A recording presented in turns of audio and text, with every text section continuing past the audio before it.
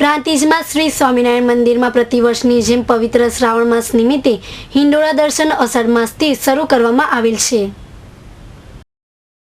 પ્રાંતિજ મધ્યે 125 વર્ષ પૌરાણિક ભગવાન શ્રી સ્વામિનારાયણ મંદિરમાં અષાઢ માસમાં હિંડોળાના દર્શન કરવા દૂર દૂરથી હરિભક્તો આવી રહ્યા છે।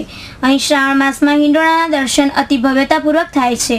પવિત્ર શ્રાવણ માસમાં દરરોજ નવા હિંડોળા જોવા મળે છે। આ મંદિરમાં બિરાજમાન શ્રી ઘનશ્યામલાલજીની મૂર્તિના દર્શન કરવા તે એક લાવો ગણાય છે। ધર્મપિતા, ભક્તિમાતા અને હરિકૃષ્ણ મહારાજની મૂર્તિઓ સમક્ષ હિંડોળાને મંદિરના મહંત શ્રી માધવપ્રસાદજી ઝુલાવી રહેલ નજરે પડે છે।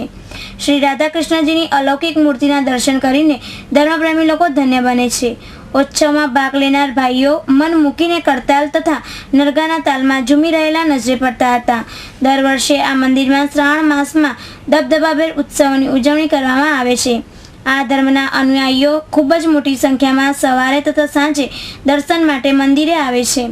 વિશાળ ગુમ્મટની નીચે મહિલાઓ પણ ભગવાનના દર્શન કરવા શિસ્તબદ્ધ રીતે બેસીને પ્રભુના દર્શન કરે છે। પ્રાંતિજના પ્રતિનિધિ રતિભાઈ ટેકવાણી સાથે અર્ચના નાયક, સીડી ન્યૂઝ, હિંમતનગર।